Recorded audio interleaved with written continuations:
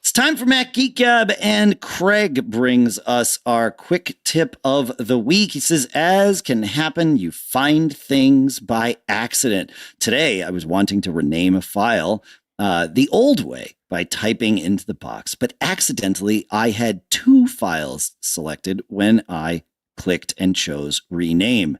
To my complete surprise, a dialog box I'd never seen before popped up, and it had a capability to do a search and replace of text in the selected files.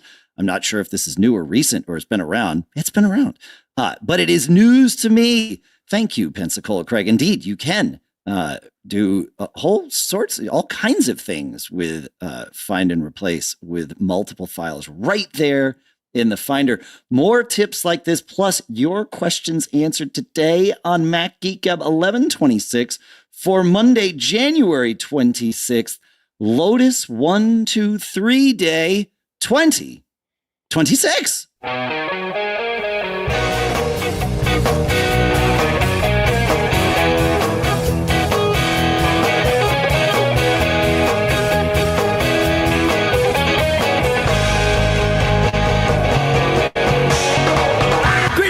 And welcome to Mac Geek Gab, the show where you send in tips like that. You send in some questions. You send in your cool stuff found. We share it all with the questions. We try and provide answers or something fun because we want to make sure that each and every one of us has the opportunity to learn at least 5 new things every single time we get together. Our sponsors for this episode include Copilot Money, where you can go to try.copilot.money/MacGeekGab or click it in the show notes and get 26% off your first year when you sign up. And then you get 2 months free when you use code MacGeekGab. Shopify.com/MGG, where you can sign up for your $1 per month trial and start selling today. And BBEdit from Barebones, one of my favorite text manipulation tools. We'll talk more about all of those in a little bit. For now, here in, I'm trying to think, Anaheim, California, I'm Dave Hamilton. And here in South Dakota, I'm Adam Christianson. And here in sunny New Hampshire, sun doesn't seem to matter these days. It's Pilot Pete. It's chilly and getting colder, Dave. Hurry home. Yeah, I gotta hurry home. I know. We're recording this on Friday ahead of what's supposed to be a big snowstorm. If this comes out on Monday and the snowstorm has completely been a bust and nothing happened, I am to thank for it because I moved my flight up a day early to come home from out here for NAMM, and I'm going to fly home a day early so that I'm not flying into the teeth of this predicted snowstorm. We'll see. Yeah, I think this prediction is going to hold up. I think Monday will prove you correct, Pete. But which is why I moved my flight. Fair enough. Yeah. Oh, goodness. Hey, on that opening quick tip, yeah, it's like you said, it's been around a while, but man, is it nice. Because I want to say I came in, it was like a tiger. It was one of the big cats when I became a Mac user, and you couldn't rename multiple files. Oh, yeah. That was frustrating. I'm like, you can do it in Windows. Interesting. I remember the same experience as Craig, like stumbling onto it one day and being like, what magic is this? Because in addition to find and replace, you can do sequential files. You can have date stamp them. There's various other things. It's worth playing with this dialogue, but I use it when I need to, like, if I download something and every file, like if I'm downloading sheet music for things, the files might be named with sheet music at the end. And it's like, this is going to go into a folder of sheet music. Don't need that there. And, and so I can select 10 files and gone, tell it, get rid of that from the names. So, but yeah, I don't know when it came because I stumbled onto it like Craig too. So it's probably the second time we've done that as a quick tip now that I'm saying it. Not that that's a bad thing, but mind you, we've been doing this show 20 something years. So we're going to repeat things, and that's a good thing. Because I think I might be the only person that's listened to every episode. What I got hung up on was I was here for every episode. But were you listening? That's why I clarified. Sorry, Adam. No worries. I was just going to say what I got hung up on the opening was Lotus 123 Day. I haven't thought about Lotus 123 in like forever. Right? Yeah, I know. Is it because it was the date of the first release of it, or do we know why? Let's see. Lotus 123 Day. I'm looking here. It's not the car. It marks the day in 1983 when Lotus 123 was debuted as an app for the IBM PC. Yeah. There you go. Yeah. Yeah. Oh, yes, that makes sense too. Mac Prince in YouTube says, and it's 123 today. Oh, well, today, the As day we we're record. recording, Yes. but not Lotus 123 Day. Lotus 123 Day is on January 26th. Oh, that's weird. Yeah. That seems like a miss. Oh, well, I guess it's not a miss because it's tied to the release date. So Yeah. But let me make sure that I didn't screw that up as I was trying to get everything together. No, it is the 26th. I did get that part right. Okay. Yeah. Gosh, so we're doubly 123 Day. We are doubly. Yeah. There's a lot of numbers because it's like 126th for show 1126 in 2026. So there's a lot of 26s today too. Yeah. We could spend the whole episode geeking out about numbers. So the other thing, and I can't remember if I told you guys about this in a pre-show or even if I mentioned it to you guys at all, but I recently found out that there's competitive spreadsheeting. And tell me more. This sounds really exciting to me. In December in Las Vegas, I think it was December 10th, they had the Microsoft Excel World Championships broadcast on ESPN Esports. Yeah. You can find it on YouTube. Yeah, they did. Yeah. Oh. I had no idea this was a thing. So if you're a spreadsheet geek, you can watch competitive spreadsheeting broadcast live. I think it was on like ESPN 8. I mean, but yeah, did they write about it in Obscure Sports Quarterly, right next to the dodgeball? No, they wrote about it on like, Tech Radar and those kinds of sites, of course. But yeah, no, I had no idea. Excel Esports is a competition where participants solve unusual game tasks in Microsoft Excel. Yeah. Is this full contact? Sorry. Full context spreadsheeting. Full context spreadsheeting. Come on, that sounds fun. like something completely different. Yeah, it does, doesn't it? But yet, maybe like increases the stakes. So I could see this. Yeah. I feel like though AI is going to reduce the need for that particular skill set. I have a feeling AI is going to reduce the need for a lot of particular skill sets. Yes. Yeah. Okay. Yeah, that checks out. Yeah, for sure. Although driving doesn't seem to be one of them lately. If you looked at any of the Waymo. Oh, is that right? Are they having problems with the Waymo? I missed out. They had a Waymo hop on the local light rail tracks. And oops. It came to a stoplight and a guy like jumps out of the car and runs away. But not to worry, folks. They're going to do it with airplanes soon. Oh, yay. It'll be fine. I mean, Bring your parachute. In a sense, haven't planes been computer controlled for far longer than we've had the term AI or machine learning or any of that?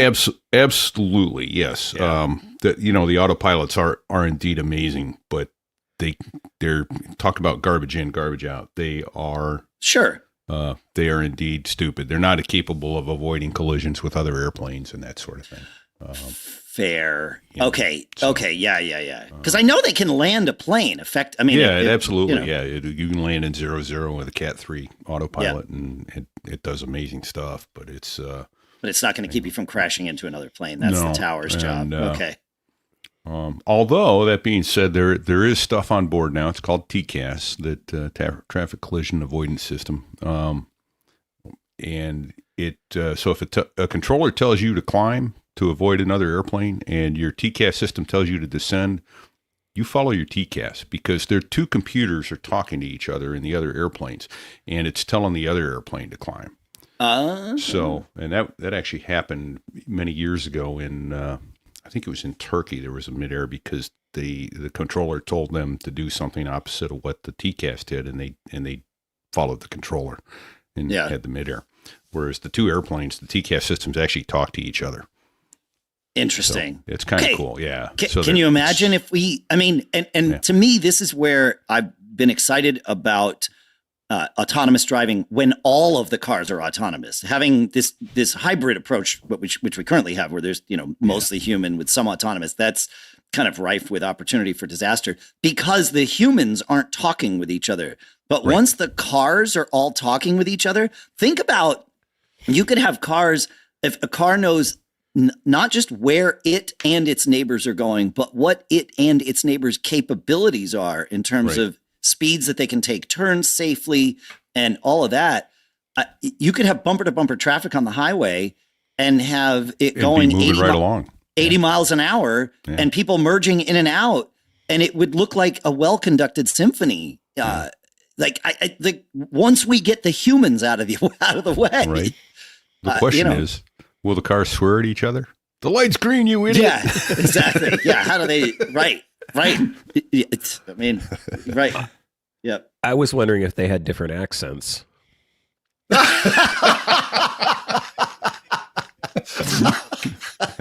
Like, does a Subaru sound different than a Mercedes? I would assume so. Obviously. Jaguar. Yeah, that's right. Oh, I say, go ahead, mate. So that's interesting, though, and perhaps it's because I'm out here in California, where like the whole concept of California car culture is something I am aware of, but I don't fully understand. I mean, I understand why it exists, but I haven't lived. I can't really experience it. I'm not a car guy. I don't have that. Like in our house, Lisa is the car guy, if you will, right? And she's the one that drives the Subaru WRX, her and all the 20-somethings, 20-something frat boys. Mm-hmm. Yep. But here in California, this car culture thing is prevalent more than it is in most other places. Of course, it's prevalent everywhere. But I wonder, once we have all autonomous vehicles, will people care as much about the brand or styling of their car as they do right now? Or will it become something extremely functional? Or will we even own cars? Or will we just have autonomous, I'll use Uber as a generic term, but autonomous Uber, right? Where we're just summoning cars. Because imagine this. People can go back and listen to episodes of the MacCast where I talked about this forever, and everybody kept saying I'm like crazy because people will never give up their cars. But a lot of younger people don't have cars. They use Uber and car services and stuff like that. Yeah. And I argued that, when everybody's talking about Apple doing a car, I said, I don't think they're doing a car. I think their plan ultimately would be car as a service, so that when you're in the autonomous vehicle and you've got all your iCloud and your Apple movies and your entertainment and stuff like that, they can sell you all that in that experience. And you just have cars as a service, exactly like you're talking about. It seems like the logical endpoint, because you're going to pay maybe the cost of a car payment a month, but you don't have insurance, you don't have gas, you don't have maintenance, you don't have any of that stuff. And I said, at the very least, I could see a lot of people having one car, and then supplementing with a service. For those times when somebody needs to go someplace else and somebody else needs the car. It's like, why have 3 cars in a family? Right. You could have one in a service. Well, and the nice part about, I've thought about this a lot. But I love the term car as a service. It's the first time I'm hearing that, and it completely encapsulates it. But what's really nice about car as a service is, if I'm going to visit you at your house, I need a very small vehicle. If I am going to visit you at your house and bring my drums with me, I need a very different vehicle. So now I have to own the vehicle that can cart my drums and bring that vehicle with me everywhere that I go, even if it's just me going to a doctor's appointment, right? You know, bringing nothing other than my body with me, and hopefully my clothes. But, you know, that... At least a hoodie. At least a hoodie. That's right. But with car as I don't have that hoodie with me, by the way, on this trip, so it's dangerous. Yeah, I'm not going to tell the story again. You can go back to a previous episode and hear it. But with car as a service, you get your car is right sized to the job you need, and you don't need to pay for a big pickup truck, except for those scenarios where you need a big pickup truck, right? Yeah. And the thing that made me think about car as a service was I was in San Francisco once for a WWDC. And I was looking out my window, and I was at like the 20-something floor of the W Hotel. And I remember looking out my window and just noticing how much of the space in the city was taken up by unwanted cars. Now, I don't mean that people didn't want their cars. These were cars that people had driven, you know, that day and were going to drive them again that day. But in that moment, they were unwanted. Like, you know, when I'm in my doctor's appointment, I don't want my car. That'd be super in the way to have it in there. So I have to find a place to park it, right? Yep. And I haven't done the math on this, but I would bet that of the hours that a car is owned, for most people, take like a traveling salesperson out of the mix or whatever, but for most people, we are using our cars less than 10% of the time that we own them. Yeah. And the rest of the time, 90-something% of the time, we are like spending money on a place to store this thing that we only want 5% of the time that we have it. And so think about what cities would look like if we didn't own cars, if we had cars as a service, right? Because now all that space comes back. You're not parking anything anywhere. Cars are always just moving, or at the very least, you have like a pool lot way outside the city where land is more available. And then, you know, they kind of use that to buffer demand. So anyway. Yeah. Not to mention when it's sitting there in your garage, its value is rapidly depreciating too. Rapidly. Yeah. Right? As opposed to say like you have a rental house or rental property, you know, if you have that even just sitting, or just a second house, and you're not renting it out, it's probably gaining in value just sitting there. It'd be better. You could make more revenue if you rented it out and, you know, that sort of thing when you weren't using it. But there, and, you know, so what got me originally thinking about this was I worked for a company, and the owner had a different business renting out other people's private jets when they weren't using them. And this is a whole business, and I didn't know such a thing existed. I just thought, you know, somebody had a private jet and it was like a car. And then somebody explained to me, no, it is more valuable for the owner of that plane to not have it sitting in a hangar, for it to be in the air, even with the fuel and all that stuff, because they can generate revenue from it. You know, if it's just sitting there, it's just depreciating, and they're not using it, and it's a huge waste, you know, from a pure economic standpoint. And for whatever reason, they break when they're sitting still. They work great for hours and hours and hours. Machines don't like to not run. They're not designed. Yeah, that's another great point. Cars are not meant to just sit. You know, anything with an engine is not meant to just sit. Like, it's actually really bad for it. It's like, you know, why I have to take the gas and fluids out of my snowblower every year when I'm not going to use it for 6 months. Yes. Right? It's terrible for it to sit there and not run. Yeah, it'd be better if we just had half the snowblowers and shipped them to the people in the other continent half the year. I don't think that I don't think the economics of that actually work, but at least it would be better for the machines. Well, what a weird rabbit hole to go down. Should I get us back? Yeah, that was a long one. Sure, yeah, get us back on track. That was fun. That's fun. But Pop up right back here at Quick Tips. Quick Tips. Back to Quick Tips. Steve has one for us. He says, guys, I couldn't wait to get to the office to send you this email. The three finger pinch, which we were talking about last time for copy paste, where you can 3-finger gesture in to copy and then 3-finger gesture out to paste. He said, 3-finger pinch is not just for iOS to iOS. If you're using a magic trackpad with your Mac, or of course the trackpad of your MacBook, you can also do the 3-finger gesture to your Mac. I use it all the time when copying and pasting photos from my iPhone to a document on my Mac, usually when I'm tired of waiting for them to sync via iCloud, which as we know, can take 10 seconds or 10 minutes depending on its mood. I totally agree. I love when someone sees me do this and it catches their eye and they're like, what the heck did you just do? Yeah, we were talking about how magical it was to sort of 3-finger pinch, pick up, say a photo on your iPhone and then 3-finger pinch, drop it onto, a Word doc or a Pages doc on your iPad. So can do the same thing on the Mac if you have a trackpad. Conjuring. Are you able to do this, Pete? I haven't tried it on the Mac. No, I mean, have you done it on like your iPhone on a single I did device? it on the iPhone. Yeah. Okay. That was wild. I gotta have somebody show me because I did it, and then I hit Command. Well, I did it with some text, and then I hit Command V into text edit on the Mac, and it took. I'm like, wow.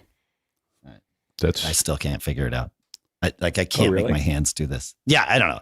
I'm obviously I'm holding it wrong, but I tried holding it your tongue yesterday. wrong, Dave. Yeah, I tried it yesterday when I saw this when we were prepping for the show. And I was like, oh yeah, I can do this on my Mac. I've got my MacBook here. No, nothing. So yeah, I don't know. I don't know what I'm doing. Every time it just starts zooming or doing another thing, and it's like, yeah, it's not a simple gesture, I don't think. I don't think it is. Yeah. Well, I did notice when I tried it that if you do it right, you get just a tiny little bar at the top that says copy. Okay, good to know. Yes, that kind of tells you, hey, you've done it right. Yeah, I'll keep an eye out for that. Yeah, it's hard. It's kind of hard in photos because the gesture in, if it gets just 2 fingers, it will, I think, close the photo. So like if you've tapped on a photo to bring it up on your phone, if it somehow it only detects 2 fingers, so you kind of have to make sure your thumb is like right in between the upper 2 fingers. Oh, so it's not mistaking for a pinch. You kind of have to do this, triangle shaped. A triangle, like an isosceles triangle, right? Is that the right word? It's it's equilateral triangle. I don't know. Equilateral triangle. Thank you. I did. Yeah, I knew isosceles wasn't right. Even you got to kind of and it's not a natural. I would say it's not a natural gesture. It's more natural to kind of go the other way. But I could be mistaken. I got to play with it. Once you get it, I can see it be in the workflow. Full workflow. That's what I want. But, I just want to get it. You got to get it. I mean, my muscle memory. My hands are pretty good with muscle memory. Like I learn things with them all the time. With playing the drums. But well, then you'll like learning this one, Dave. What's that? Todd wrote in, and he talks about pinching the iPhone screen in Safari. And I tried this while I was reading it. After I got this on the agenda this morning, I looked at it and I went, huh. He writes in, I'd recently upgraded to iOS 26. When I opened a web link in Safari, I usually close the tab when I'm done. This used to be very straightforward before iOS 26. Now you have to tap the lower right ellipsis button, then tap all tabs, then you close the tab. Today I was looking at a web page and pinched the screen. That took me to the all tabs display. Cuts out 2 taps better. And I tried it, and man, boom. I've been going to the ellipsis, hit and show all tabs, then having to scroll through the tabs. The cool thing is, if you pinch on it, it goes to all tabs, but it leaves the tab you were on right there in front of you. So you don't have to scroll all the way up to the top if that's where it happened to be. Oh. So, yeah, I really like that one. Thank you, Todd. Oh, that's great. Oh, nice find. Oh, yeah. Okay. All right. That made it worth getting up at 5:30 in the morning for this. It's great. So 8:30 Eastern. Or as here's a travel hack for people. So I'm looking at the time, and it's 7:13 a.m. here in Anaheim. And I mentioned I moved my flight up a day early. I realized that 24 hours from now, my plane home will take off. And the way I think about, even though it's 7:13 a.m. here Pacific time, I think about that flight as being at 10 a.m. Eastern time. because I'm going to end the day on Eastern time. Why not start it on Eastern time? Because then that's better than thinking about getting up at, 4 in the morning. I can get up at 7 in the morning and still make it to the airport on time. So that's my travel hack for all of you. We're going to end the day on the time. Might as well start the day on it. So Cool. Yep. All right. Do we have more on that one since I derailed this, or time to move on to Craig? Craig. I think Craig it is. Craig says, I have a Mac Mini M1 with an old wired Apple keyboard, the full one with number keys. And I also do have a small wireless Apple keyboard that I bought a few years ago. And I have a 14-inch MacBook. While my MacBook has a lovely bespoke key for emojis, neither of my other computers have one. However, I've learned that if you press Control-Command-Space, you can get the emoji picker. But that's quite an annoying key selection if you want a smiley quickly. Talk about muscle memory in your hands, right? Today, he says, I was typing and I went to hit backspace and missed, and suddenly my emoji box came up. Whoa! It seems I pressed the function button, the FN button, a button I usually never push.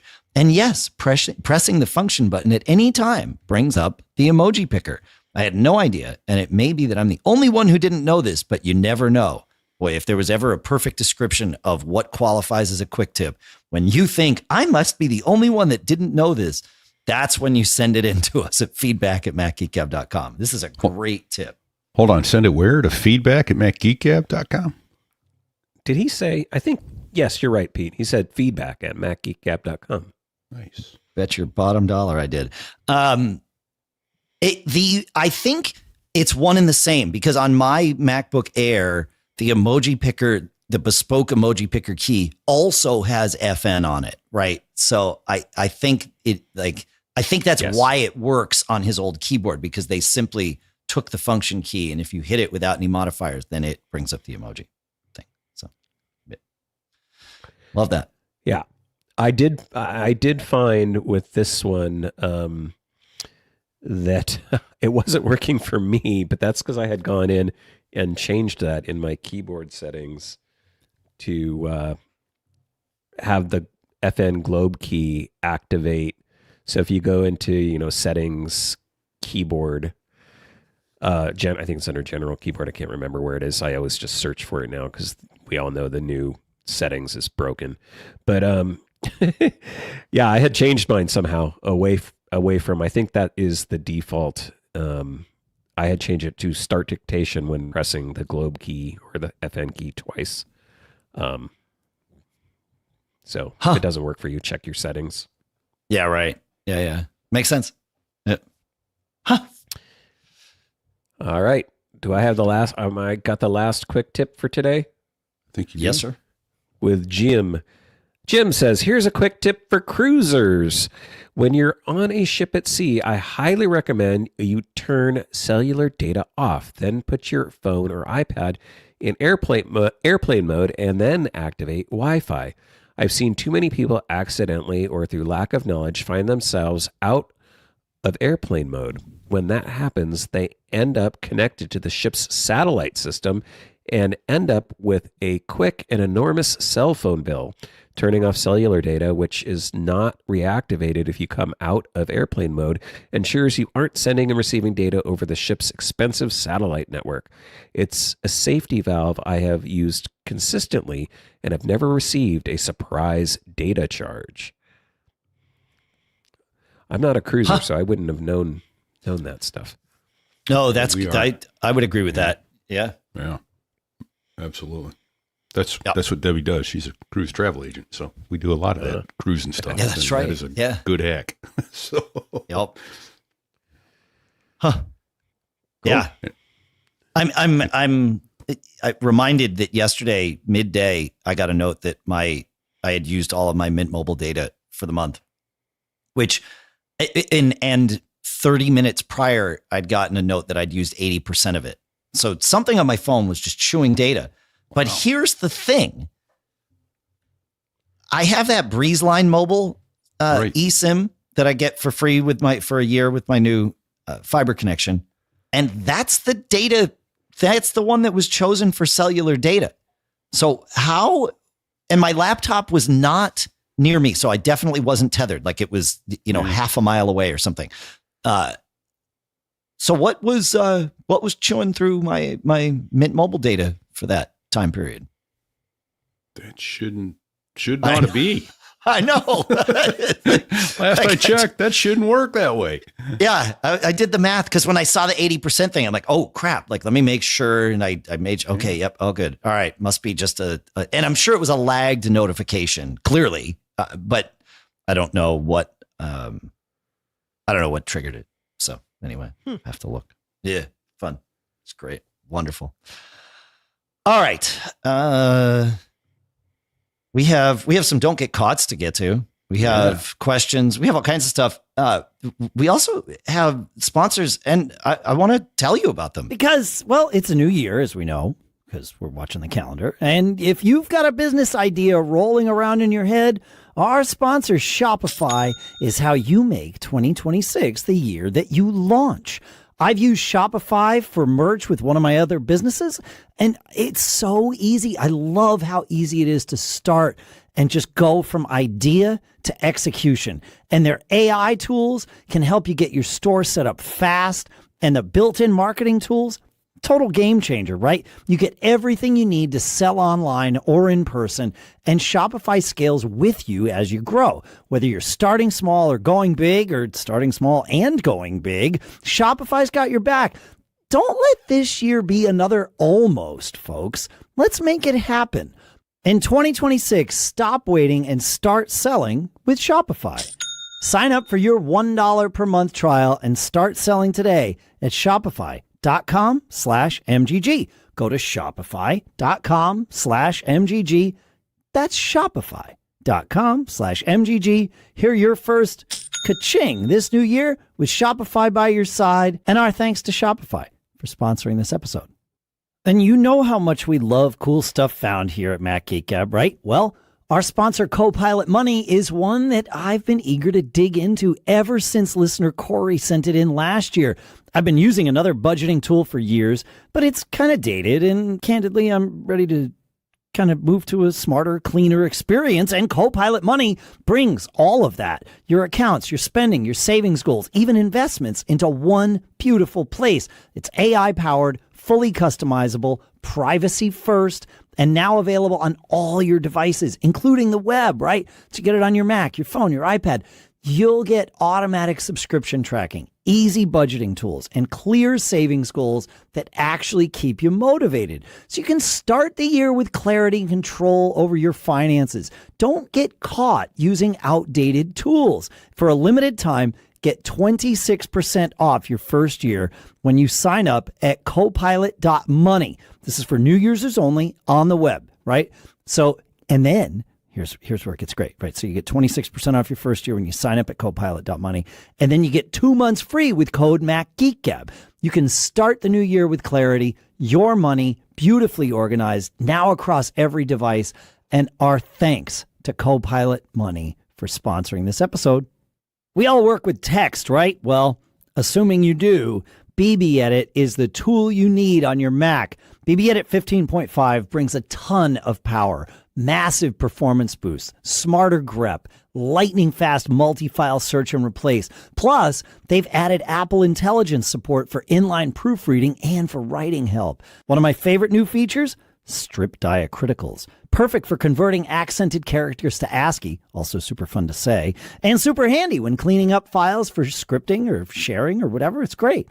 And if you use Git, everybody uses Git, right? BBEdit's built-in Git tools just keep getting better. Don't get caught editing text the hard way. Try BBEdit for free for 30 days at barebones.com/store and see why it's been the gold standard for decades. Man, I use this app for everything. I even use it to just count the words in a document. You can invoke it from the terminal. It's great. Visit barebones.com/store to get started. There are upgrade deals, and you can grab your free trial today. 30 days, full function, barebones.com/store, and our thanks to Barebones and BBEdit for sponsoring this episode. Nice. All right. How about we move to some Don't Get Caught, Dave? I like Don't Get Caught. All right. So I don't think I like them as much as you, but I do like them. Well, that's because I don't just learn them. I live them, brother. I live them. This is not false. And I have lived this one. So Michael writes in, and Michael, let me just start by sharing. I feel your pain, brother. He says, I got caught in password hell, or get there quite regularly. He says, I use 1Password for home stuff, and then RoboForm for all things work related. I own and operate a small business that relies heavily on various internet accounts. At work, I am in the Windows world, of course. But when I'm using Safari, I have left passwords working because of the ease of moving between devices. I use an iPad, an iPhone, and an iMac. For what it's worth, I turned off Chrome's password features years ago. It seems that frequently 1Password Manager will be accurate in form completion, whereas the other is not. That varies by differing accounts. Sometimes 1Password does the best, but other times it is passwords. Sometimes I have a stack of possible credentials for a given open slot awaiting filling.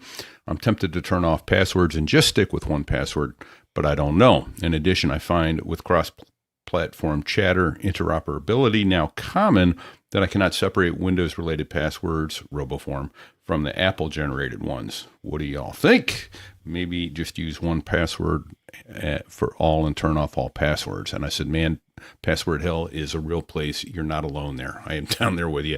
And the core problem I've noted in running multiple primary password systems is they all want to be helpful. And so passwords will offer to save something. And if I'm not paying attention and I let it do it and thought it was 1Password, now my credentials are out of sync because, I may have changed a password. Passwords offers to save it. Oh, good to go. 1Password didn't. Now it's not, is it on my phone? Is it not? When I go to 1Password, it's not there. So that's the long and short of it is for that reason, I'm 98% of the time using 1Password as my one main manager because it does do Mac OS, iOS, it does Linux, which my son just started using on my old Mac Mini, and has the shared vaults and family features with the paid app. And I find it's just really, it's been worth it for me. So I've picked 1Password as a single source of truth. The other thing I've had it'll offer to do is, like, I have a bunch of accounts at JP Morgan, Fidelity, State Street Bank.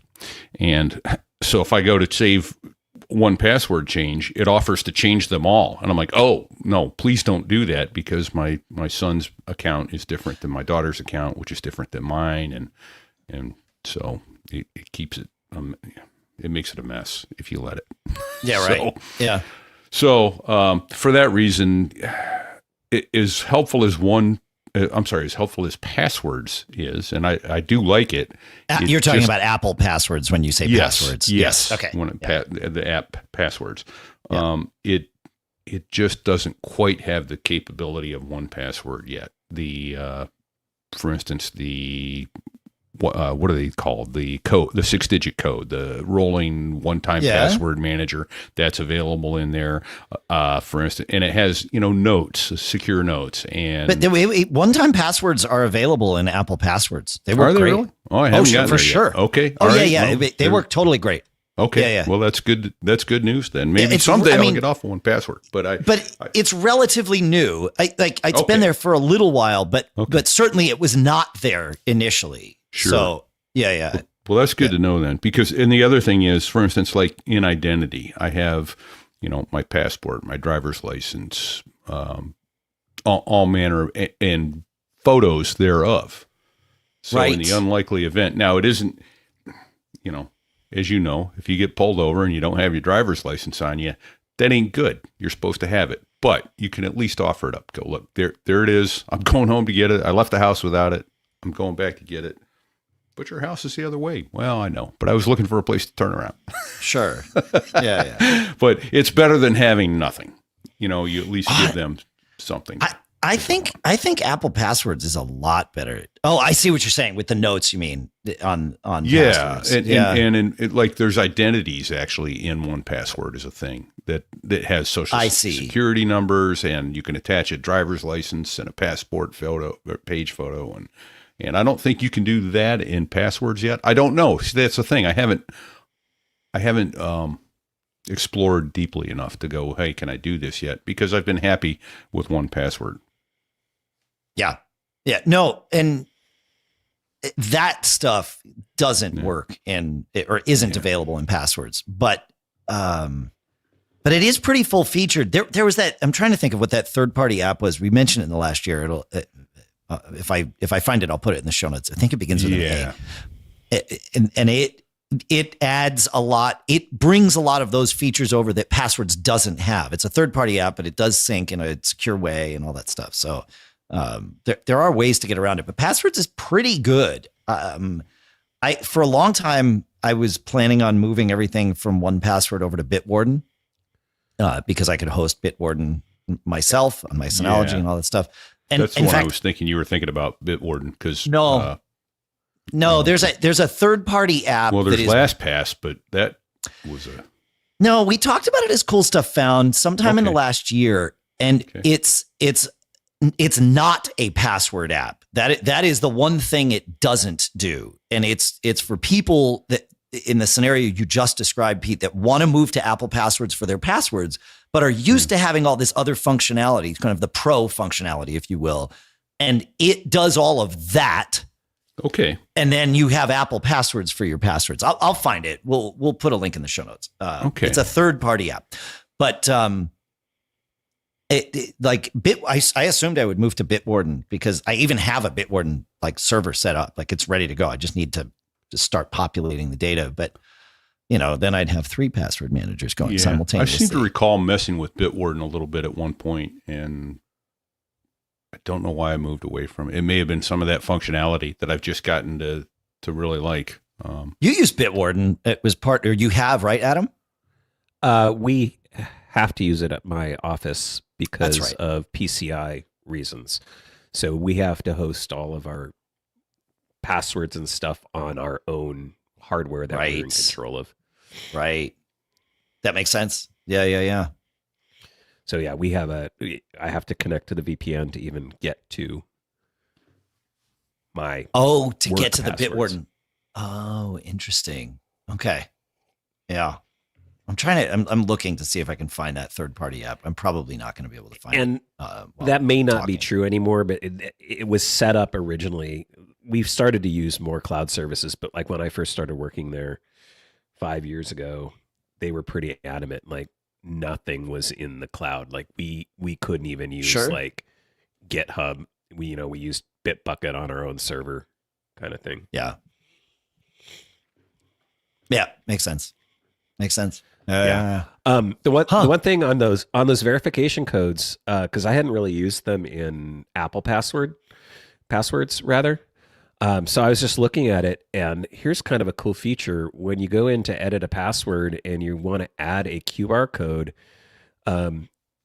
you can, at least on the Mac, I'm assuming because you don't have a camera to point it, because often they'll give you that QR code to set up the one-time, password code. It says you can control click and choose set up a verification code. So you can like control click on the QR code image on your Mac and then tell it to set it up in passwords. Huh. As the other way is often they'll give you an alternate, like a way to put in a key, like a number, and then you can add that into your password manager. And that's how I usually get around that issue. Right. And then there's also a button here that says choose QR code image. So it looks like you could also save the image to your Mac and then pick it from the password manager. And I don't think I've ever seen, maybe 1Password has that.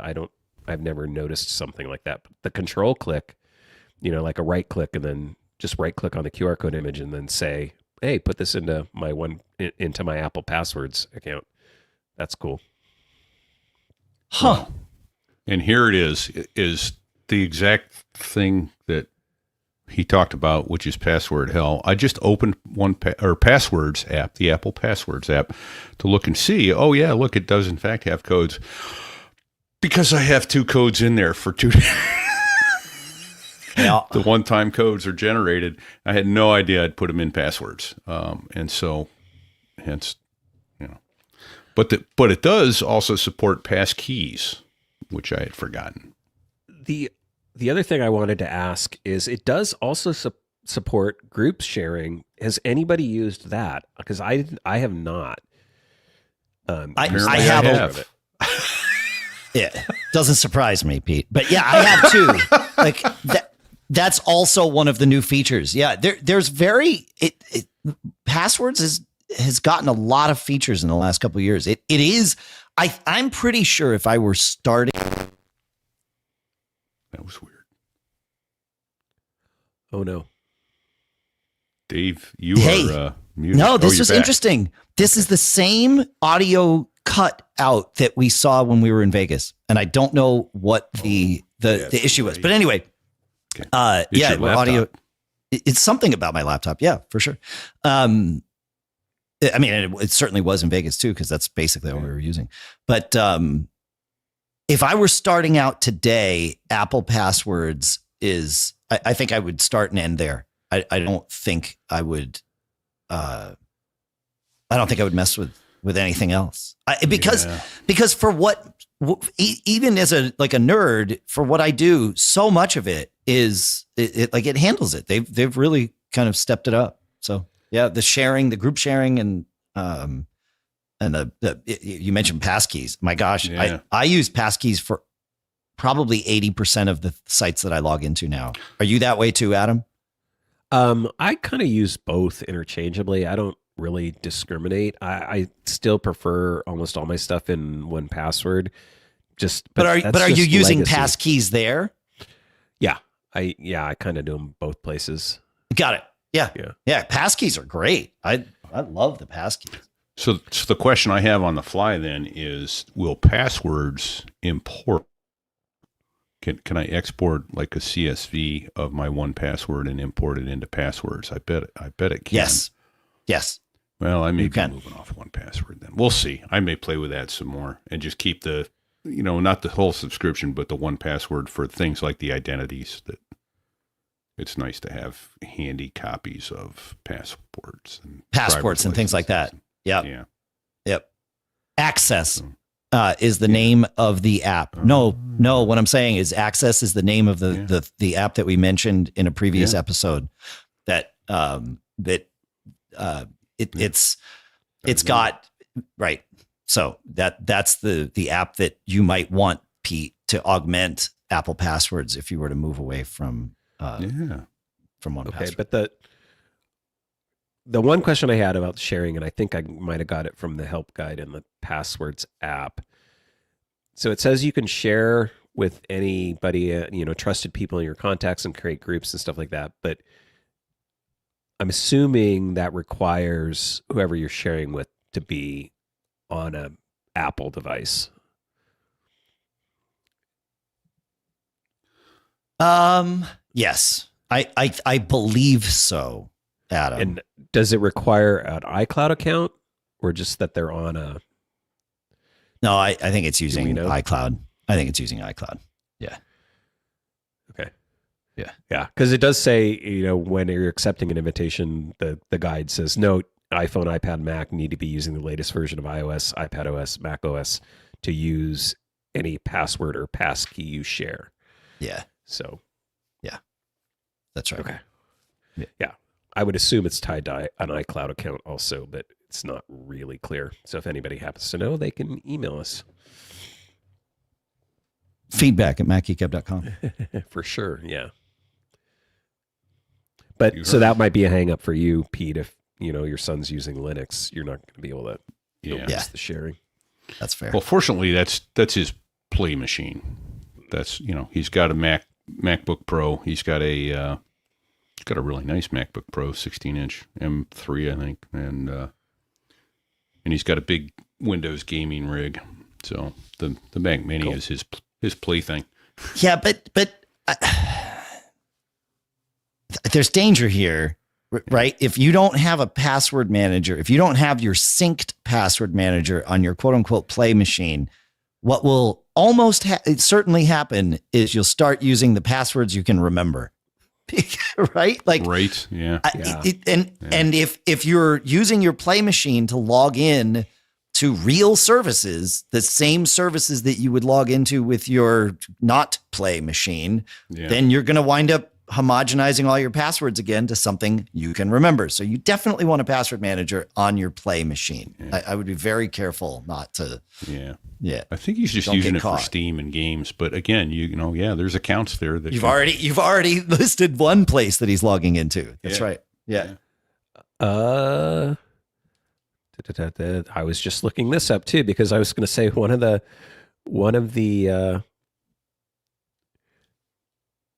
the features of obviously 1Password is you can access your passwords through a web browser, which is how I have to do it again on my work machine. That's right. Okay. I am not allowed to install software, and they're not going to put 1Password on my Mac for me.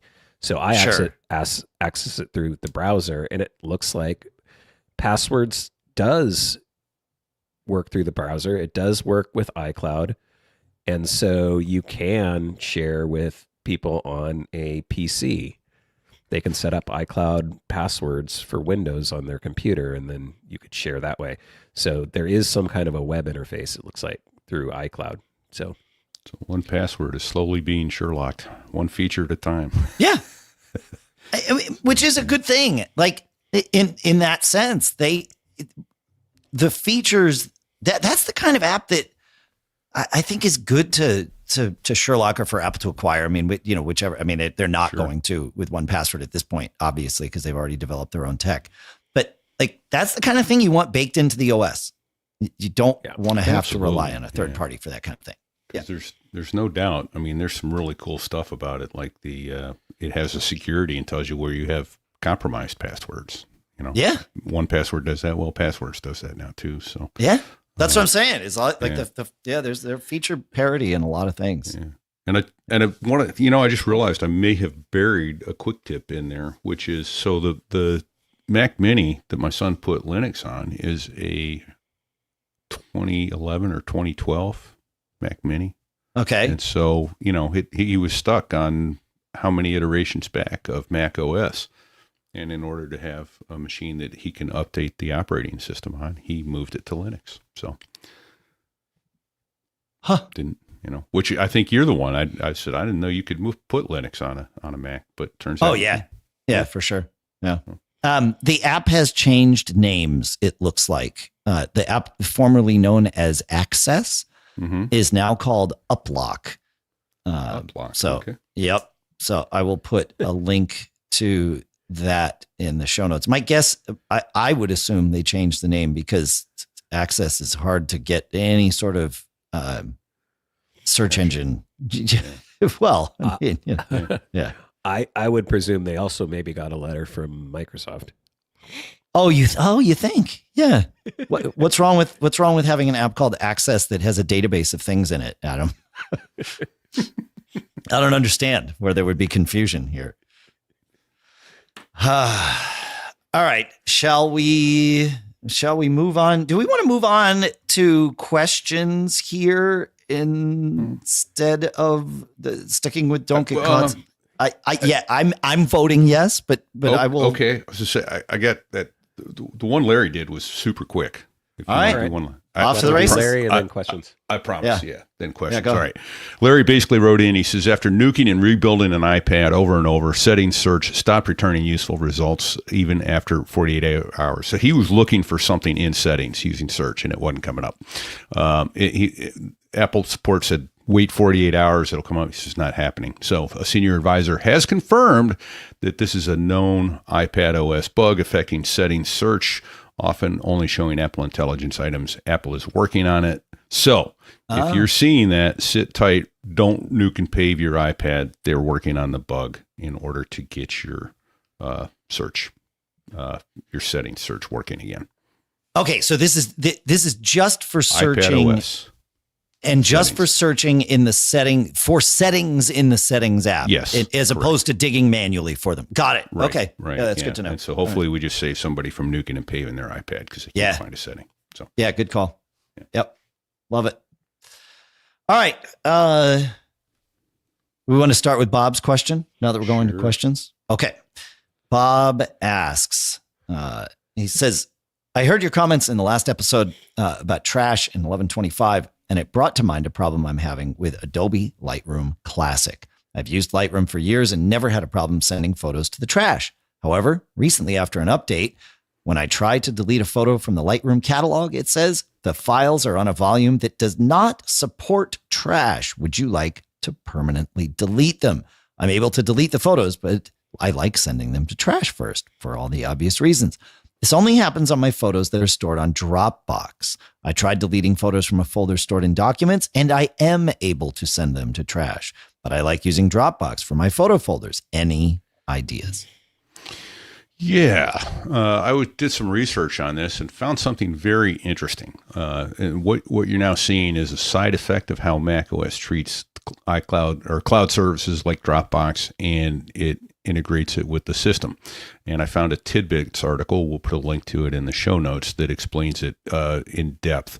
But basically, when Lightroom is working with photos stored in Dropbox, macOS now treats that location as a special cloud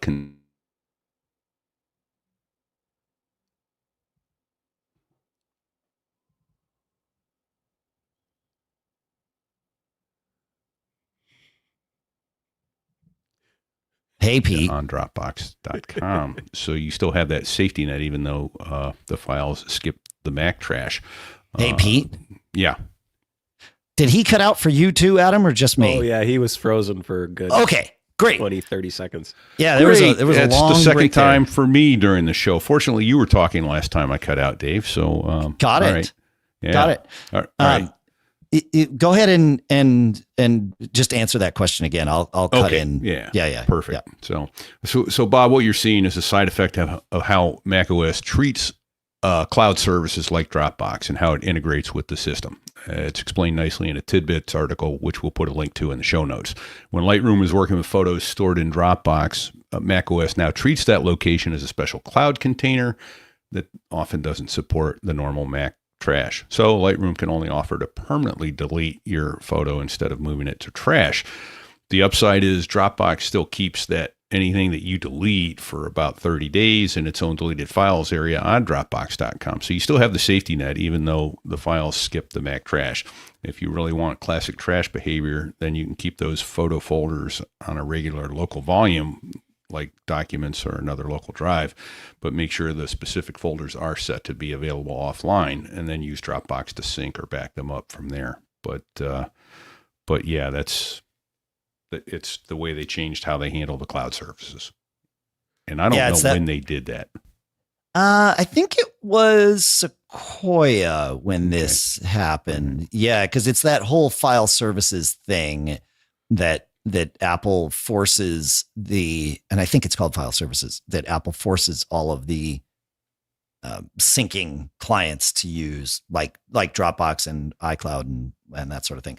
I think somehow Synology Drive has gotten away with not moving to that yet, but we shall see. So, yeah. Okay.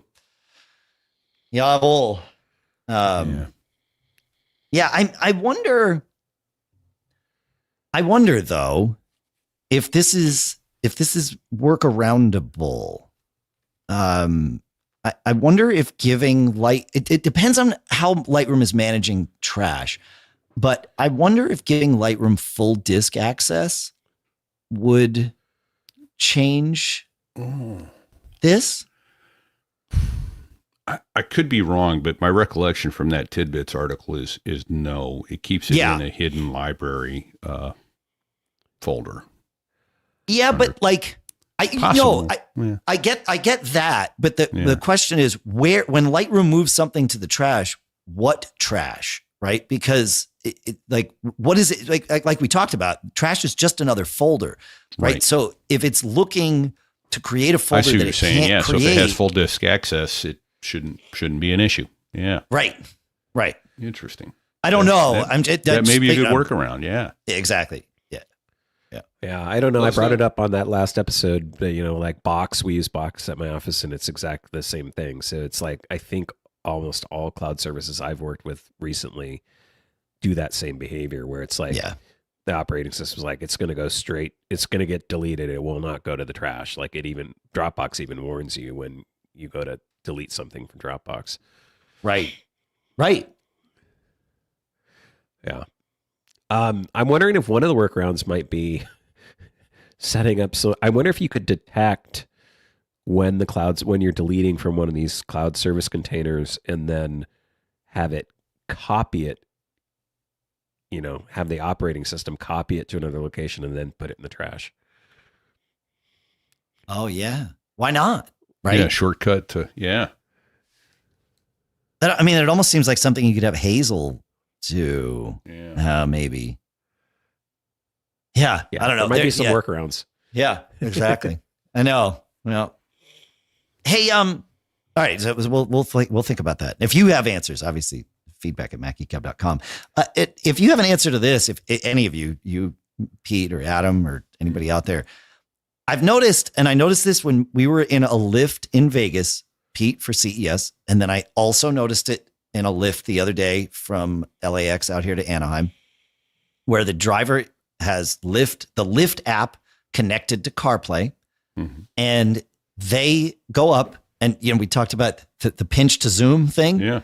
They were able to pinch to zoom on their CarPlay screen with their map and move the map around and like zoom in and zoom out and do all the things that I have tried to do with the Apple Maps app, and it doesn't let you do pinch to zoom or move around. You have to use the little arrow buttons, like the soft arrow buttons that show up on the screen. You can't be doing pinch to zoom. So why can't I have that? If it's possible with the Lyft app, why isn't it possible in an app that do I have to start driving for Lyft in order to get this functionality? Because Apple says so. Yeah, I don't know. But have you tried it with Google Maps in CarPlay? Yeah. Yes. I think I have recently too. And I think it's the same thing. You got to use the, so I don't know. It's a geek challenge for sure, but it's things like, that make you go, yeah. Or Am I missing something, Adam? That's what I'm Well, I did really a search hoping. for this because I was trying to understand if I had used that feature or not. I just did a quick search, and this is from iDownload blog, so I would kind of trust them. Yes.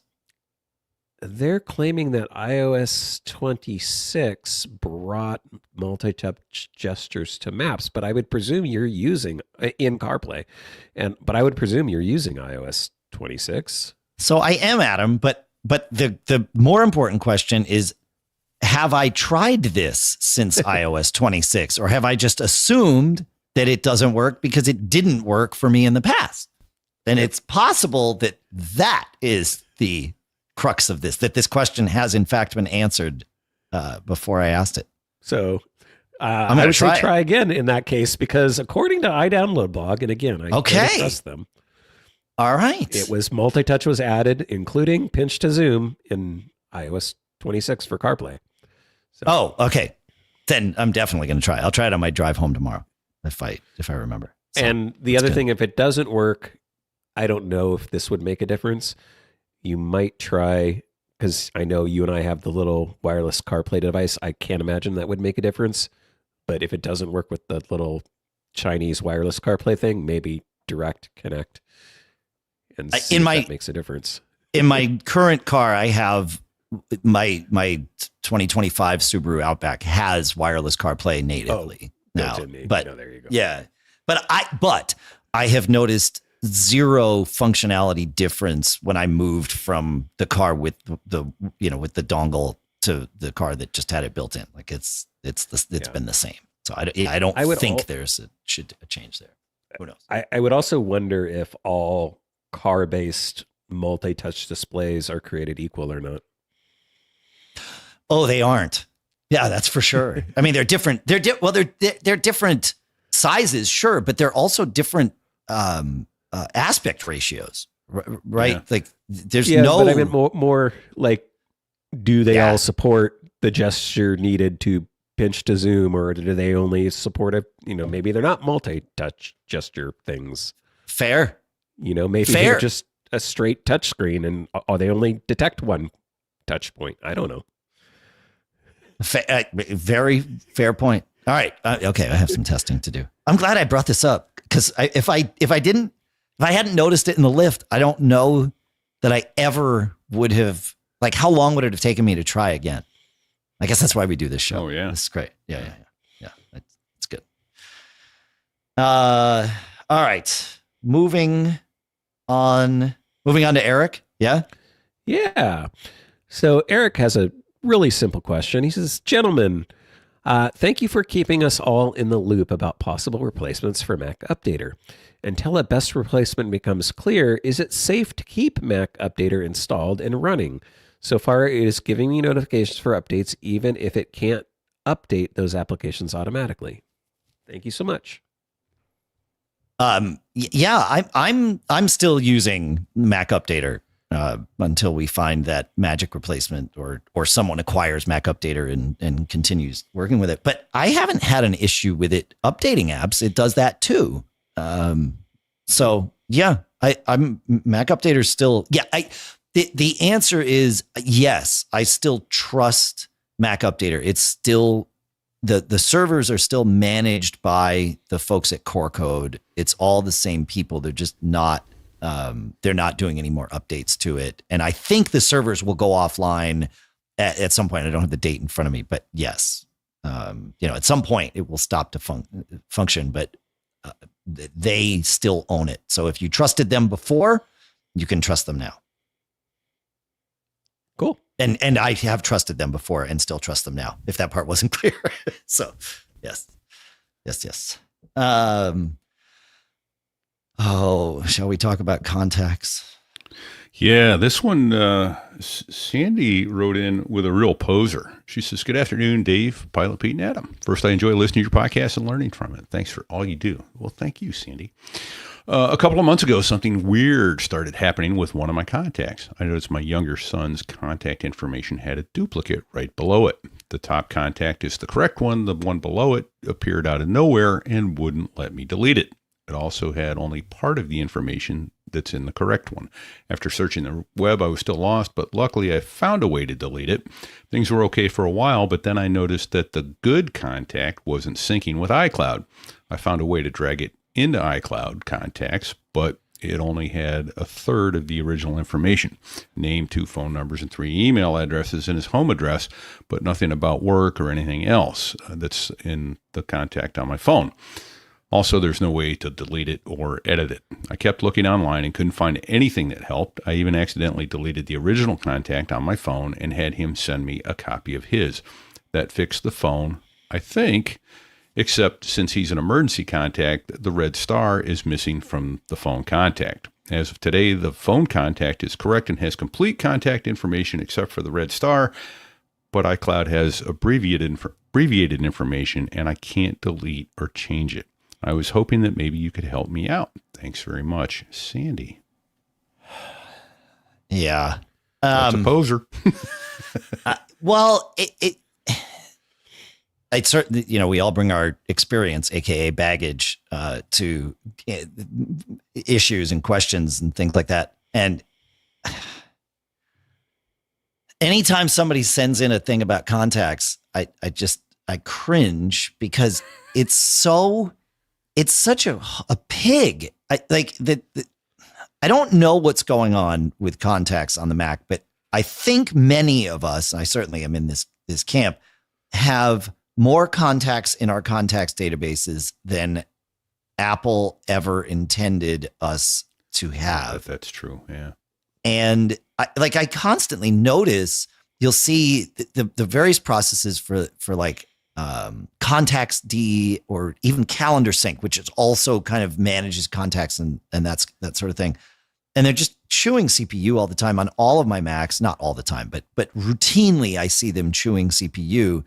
And even opening the contacts app causes full bars of CPU to go while it launches. And I know it uses a SQLite database. I've actually thought about, hey, can I add some indexes to this to maybe make it less piggish?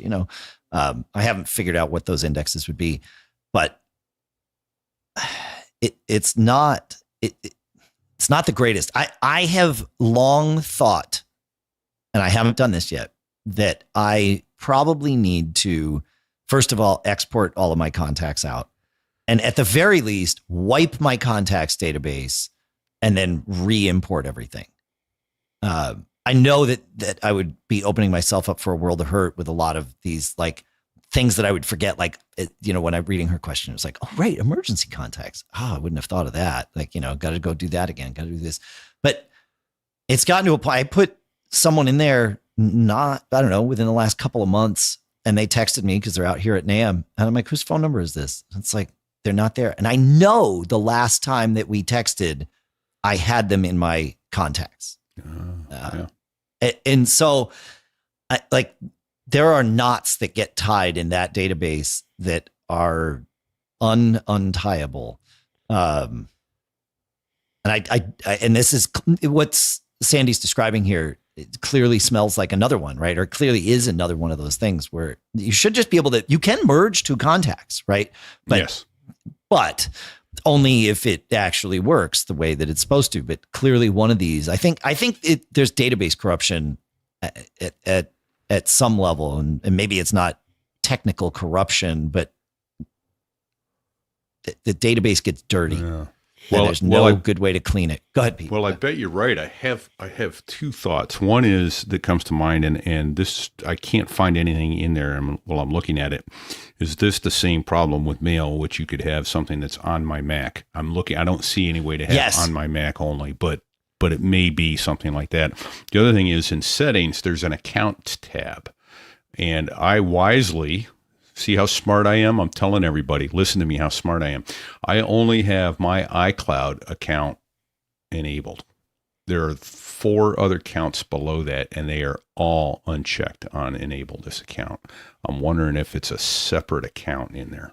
That's where I was going to go. That was my first thought, and I was even looking at that, and I do the same thing. I completely disabled every other account because, like, I have a bunch of accounts in there. Like, I have an old Yahoo account, like all these cloud accounts that I've connected to, and I don't want contacts syncing from my Gmail, dozens of Gmail accounts. So it's likely, one of those, that was my thought, is like one of these duplicates coming from one of those accounts, and that's why you can't edit it or do anything with it. Is it somehow blocked or restricted? I wouldn't think it should be, because it should be using Contact DAV or whatever it's called. Like it's I think it's card DAV. Card DAV, yeah. But yes, yes.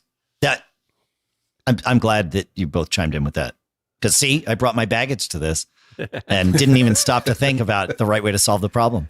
But that is a good place to look. It may not be the solution, but it's a good thing to at worst rule out. Yeah, check that. Yeah.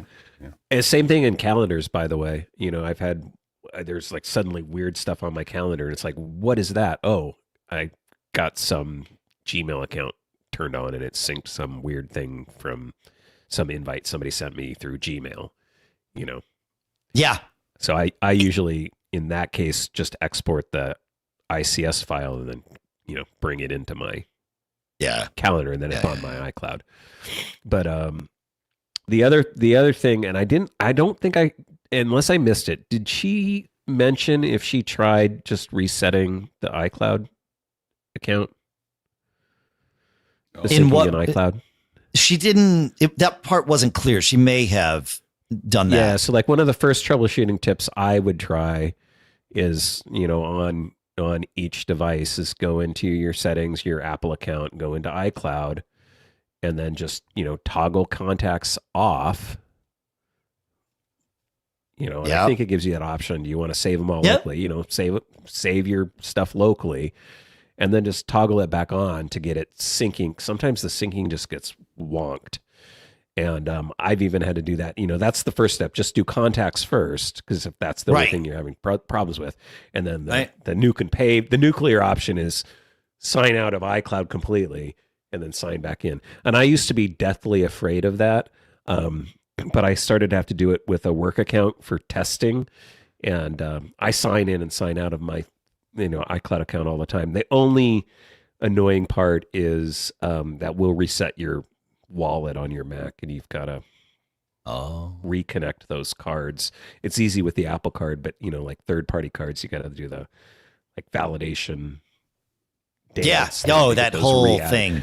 it doesn't delete them, but you have to like reconnect them so that Right. you can use them again. Like it knows, it'll still know all your cards, but you got to like revalidate with the CVV and all that fun stuff. If it's You don't not have your Apple you don't Pay. have photos on your work machine when you're signing out of that iCloud account either, right? No, I don't let. That's a really annoying thing, by the way. But that's a whole nother conversation. But like when I sign in and sign out, I turn off everything on my work. I don't sync anything on my work computer. Got it. Other than the only reason I want it connected is for continuity. So I like have to go. So like I sign into my iCloud account and then I like turn off everything really fast. I go into iCloud and turn it all off. I wish there was a way to have it off by default and then turn stuff on. But like the minute you sign in, everything is on. It's like it's wanting to sync contacts. It's wanting to sync notes. It's wanting to sync iCloud Drive. It's like, no, I don't want my personal files on my work computer. Turn that off. Get that out of there. Well, the reason I ask about photos is we had a conversation at breakfast at CES with a bunch of us Mac nerds, and I mentioned, I was like, oh, I just signed out of iCloud, and it was Allison Sheridan from NozillaCast who was like, yeah, but then you get weeks of it re-indexing all of your photos when you sign back in. Like, oh, okay, yeah, sure, I believe this. Yeah. Oops. On your, she's talking about like on her main Mac. Yeah. So it deletes your entire photo index. No, but what she was describing was it going through and comparing the local store to the cloud store and like deduping and like getting itself back in a point where like syncing can just happen again, and it can just start doing incremental syncing. It kind of does a deep dive through it, and that was So that like I said, that's the nuclear up, and I would start just by toggling off, and I would do it on each device one at a time. Yeah, I do my Mac, let it disconnect, and then turn it back on. Do my iOS devices, and then see if that gets everything kind of melded again. See if it makes a difference. That other one's the nuclear option, and you might just have to deal with, sometimes you do. Yeah, for sure. Yes. But no, I like the granular option as a troubleshooting thing, because certainly in this scenario, we know that contacts is, a chief contributor to this problem. It may be the only thing involved in this problem, but it's certainly involved. But when there's other more insidious things, just turning off contacts, calendars, that kind of thing, and just see what the things that are less data, easier to sync. So yeah. And again, like I would, make sure your Mac's been recently backed up, and also, like I said, if it gives you the option to keep the local copy, you want to keep the local copy, because then when you reconnect it, it'll just sync everything back up again. Yeah, for sure. Yeah. All right. Well, we've hit the end of our time together, gentlemen. Yeah. At least for today. We can do this again, though. I bet we do it again next week. I would go with that bet. Yeah, why not? Sounds good. Sure. Let's do it. Thanks for hanging out, everybody. Fun stuff. Interesting conversations. Always good to think, challenge our preconceptions, troubleshoot with objectivity. I don't know. Whatever. It's almost 8 o'clock in the morning for me. Thanks for listening. Thanks to CashFly for providing all the bandwidth to get the show from us to you. If you haven't had enough, you can hear more Adam in his debut film podcast. You can hear more of Pete in his So There I Was podcast. And you can hear more from me in my Business Brain and Gig Gab podcasts. And there'll be lots of NAM news here at Gig Gab. This company called Lootfish has a device that will allow you to play with other musicians in fairly low latency remotely. We'll see if it actually, if the latency is low enough. But that's the kind of thing we'll talk about on Gig Gab, because we're nerds over there too. Is there anything else? I'm forgetting. Do we have anything else to share? I think maybe Pete should share this time, since he was frozen earlier. Oh, yeah. Well, there's that. Follow the advice on my shirt. I walk around with it all day. Get one of these shirts. That's advice piece number 1, because people love this shirt. It says, don't get caught. Made on a Mac. MacGeekGab.com/merch. Get your own. Later.